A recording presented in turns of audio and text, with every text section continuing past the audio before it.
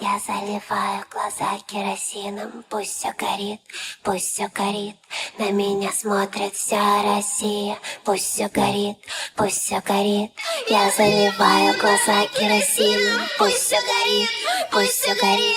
На меня смотрит вся Россия, пусть все горит.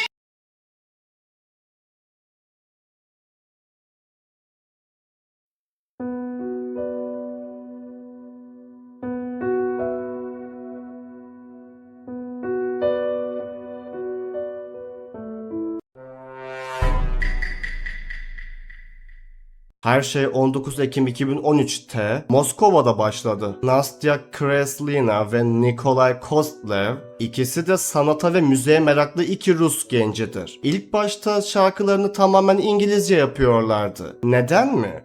Çünkü anlatmak istedikleri konular Rusya'da tabuydu. Ölüm, kimlik krizleri ve LGBT hakları gibi konuları işliyorlardı. Hatta ilk kliplerinden biri olan Go With The Flow'u Rusya'daki homofobik baskılarından dolayı gidip Brezilya'da çektiler. Grup 2017 yılına kadar dünyayı turladı fakat Rusya'da ana akım olamadı. Sonra radikal bir karar verdiler. Natsya bir röportajında şöyle diyor. Kendi neslimizle, kendi dilimizle konuşmak istedik. Çünkü Rusya'ya döndüğümüzde insanların yüzündeki o öfkeyi, çaresizliği ve hayal kırıklığını gördük. Bunu görmezden gelemedik. İşte bu kararla ilk Rusça albümleri olan Sladkaya Zits, yani Türkçesi Tatlı Hayat olan o albüm çıktı. Natsya'nın vokalleri artık sadece bir enstrüman değildi. Rus halk masallarının o karanlık, mistik melodileriyle modern elektronik müziği, yani Witch House ve Trap birleştirilip adeta birer manifesto yazmaya başladılar.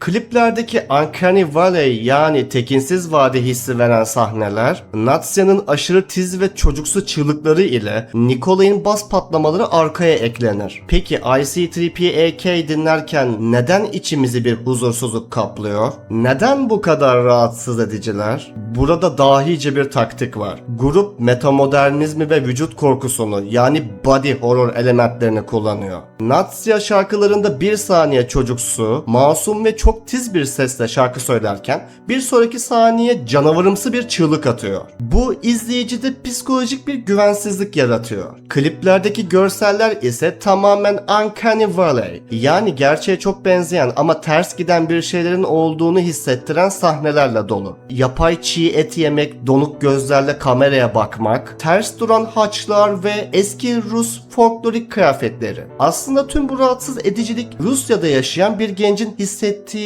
o klostrofobik ve baskıcı atmosferin sanata dönüştürülmüş halidir. Onlar rahatsız edici çünkü yaşadıkları gerçeklik rahatsız ediciydi. Aslında tüm bunlar gerçek olaylara dayanıyor. Bu müzik türünü aynı zamanda bir yardım çığlığı olarak da düşünebilirsiniz ya da bir protest türü şarkı olarak da düşünebilirsiniz. Geldik zurnanın zırt dediği yere. Grubun 2018'de çıkardığı ve YouTube'da yüz milyonlarca izlenen Rus gizli servisini ayağa kaldıran o şarkı. Türkçesi Ölüm Artık Yok. Bu klip ve şarkı baştan aşağı Vladimir Putin rejimine ve Rus polis devletine çekilmiş bir orta parmaktır. Gelin gizli mesajları ve göndermeleri tek tek inceleyelim. Birinci gönderme hükümet binası ve gaz yağı. Klibin hemen başında Natsya Rus hükümet binasının önünde kafasından aşağı gaz yağı döküyor ve şarkı başlıyor. Gözlerimi gaz yağıyla dolduruyorum. Bırakın da her şey yansın. Tüm Rusya beni izliyor. Bu ülkede fikir özgürlüğü olmadığı için kendini yakmak, feda etmek isteyen muhalif gençliği simgeliyor. Tüm Rusya beni izliyor derken de devletin her an herkesi gözetlediği Big Brother sistemine atıfta bulunuyorlar. İkinci göndermede Lenin mezarının önünde çiğ et yemek. Natsya ve Nikolay Kızıl Meydan'da komünizmin kurucusu Lenin mezarının önünde çiğ et yer gibi kanlı çiğ et yiyorlar. Şarkıda ise şöyle diyor. Gidiyorum dışarı kediyi beslemeye. Senin taze etin çok lezzetli. Buradaki taze et cannon fodder askeri bir terimdir. Rus devletinin kendi çıkarları ve savaşları için genç Rus çocuklarını adeta birer et makinesine atıp atıp harcamasını sembolize ediyor. Bir diğer gönderme ise şu: hapishane ve kelepçelerle oyun. Şarkının nakaratında ölüm artık yok deniliyor. Bu bir intihar çağrısı değil. Tam tersine baskıcı rejime karşı korku duvarlarının aşıldığını söylüyorlar. Bizi ölümle, hapisle korkutamazsınız. Çünkü bizim için zaten ölümden beter bir hayat yarattınız. Korku bittiyse ölüm de bitmiştir demek istiyorlar. Grup bu şarkısından sonra da durmadı. Örneğin Marş şarkısında tek tip giyinmiş çocukların bir diktatörün peşinden ölüme yürümesini işlediler. Rusya'daki militarist eğitimli ve çocukların küçük yaştan itibaren savaş robotu gibi yetiştirilmesini eleştirdiler. Plague Plague şarkısında ise Rusya'da cezası neredeyse tamamen kaldırılan ve her yıl binlerce kadının ölümüne yol açan, aile içi şiddet konusunu kan donduran bir görsellikle dünyaya haykırdılar. Klibin sonunda şiddet uygulayan kocayı yakarak Rus kadının sessiz çığlığı oldular.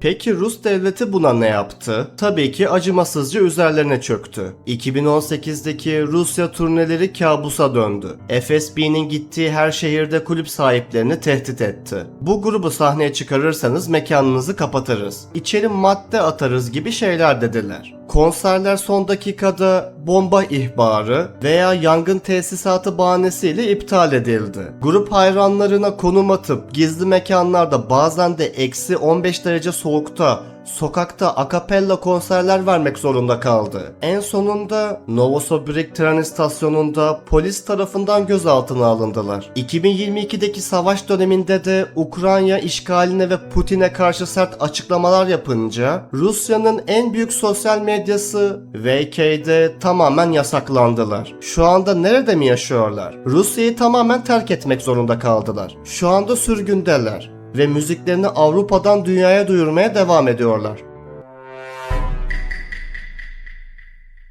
Evet dostlar, IC3PAK ilk bakışta ürkütücü, karanlık ve rahatsız edici gelebilir. Ama maskeleri indirdiğinizde görüyorsunuz ki onlar aslında canavar değil. Canavarlarla dolu dünyada sesini duyurmaya çalışan iki cesur sanatçı. Peki siz IC3PAK hakkında ne düşünüyorsunuz? Sizce yaptıkları şey sanatsal bir başkaldırı mı? Yoksa sınırları çok mu zorluyorlar? Yorumlarda buluşalım. Videoyu beğenmeyi ve kanalıma abone olmayı unutmayın.